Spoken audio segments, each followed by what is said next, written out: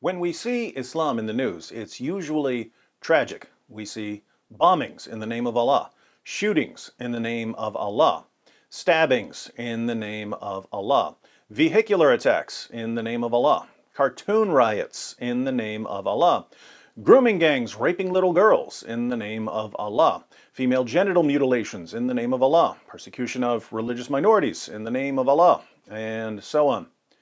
Just a few minutes ago, I read that according to a Pentagon report, ISIS is regrouping in Iraq and is expected to regain territory this year. Almost as disheartening as the endless bloodshed produced by Islam is the deranged love affair between, on the one hand, Western politicians and journalists and educators and entertainers, and on the other hand, the twisted teachings of an illiterate 7th century Arabian warlord. But I'm here to tell you that the news about Islam isn't always bad. Every once in a while, there are some silver linings to dark clouds of death and dismemberment. NBC News posted an article titled, "Life Under ISIS Led These Muslims to Christianity."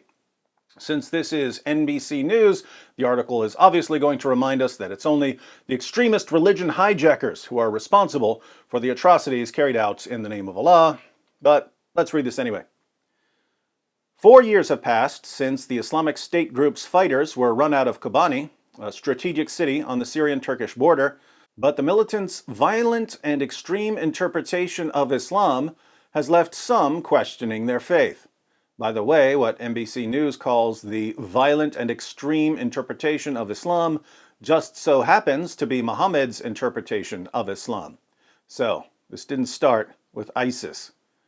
A new church is attracting converts. It is the first local Christian place of worship for decades. If ISIS represents Islam, I don't want to be a Muslim anymore, Farhad Jassim, 23, who attends the Church of the Brethren, told NBC News. Their God is not my God.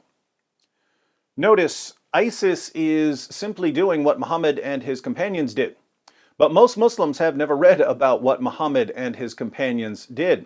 So when they think about Islam, they just think about what their parents and their imam told them to think about Islam. Suddenly, ISIS comes along, and these moderate Muslims see Muhammad's teachings lived out before them, and they're horrified.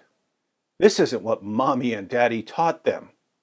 And when they see the true Islam in all its anti-glory, they want to leave it. They can't leave it when ISIS is around, but as soon as ISIS is pushed out of an area, these Muslims become ex-Muslims.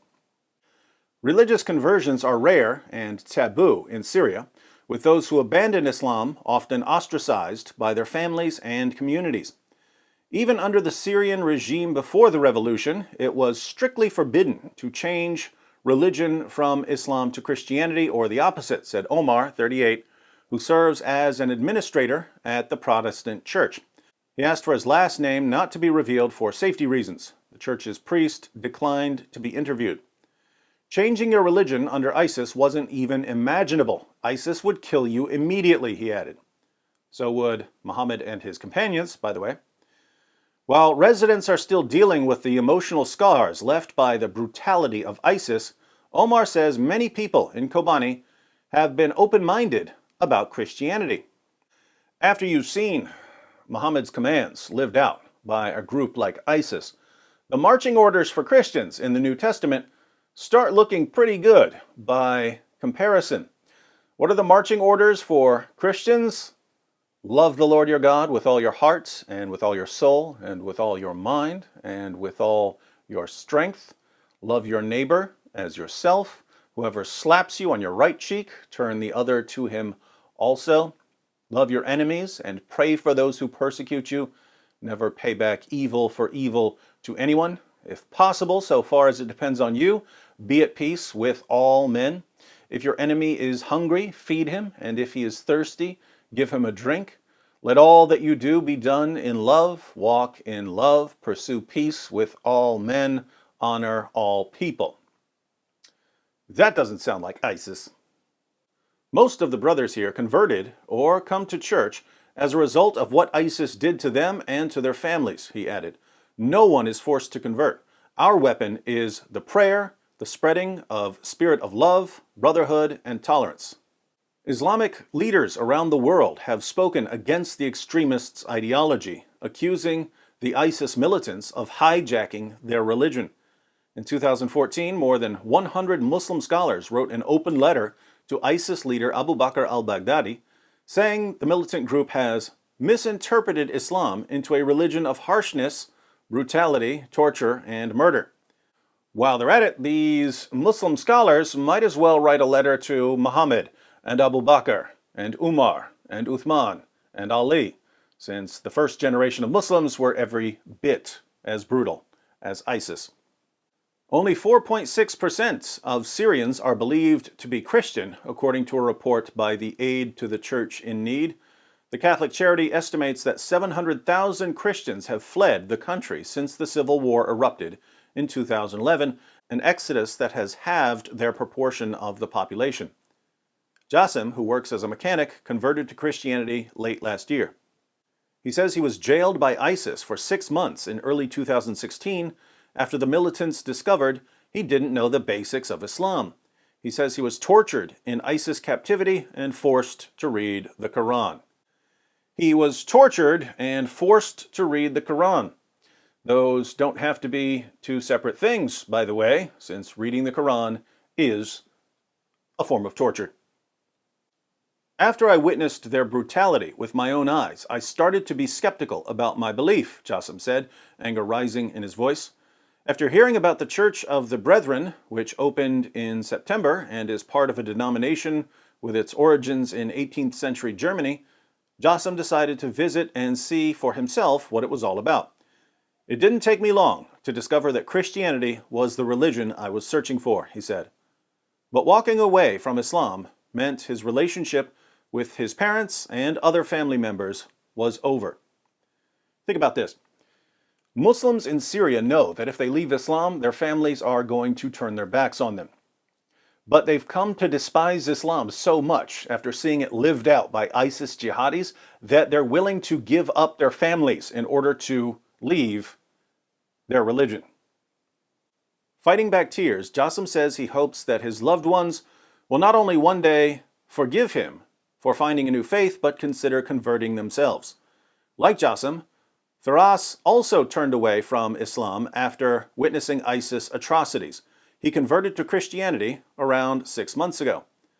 ISIS members were terrorizing people and then going to the mosque to pray to Allah, said Firas, 47, who is a farmer and asked for his last name not to be published for security reasons. After their prayers, they would leave the mosque and terrorize people again. This is something that's been witnessed around the world. Certain Muslims come out of the mosque more violent than when they went into the mosque. This is confusing to some people because they assume that focusing on worshiping God should make you more peaceful. They don't realize that if you go to the mosque and focus on worshiping a God who orders you to violently subjugate the entire world, it's not going to make you more peaceful. It's going to turn you into a killing machine. Firas says that he has not turned against his old faith and that all of his relatives remain conservative Muslims. But the brutality he witnessed in the caliphate was too much to bear. If heaven is made for ISIS and their belief, I would choose hell for myself instead of being again with them in that same place, even if it's paradise, he said.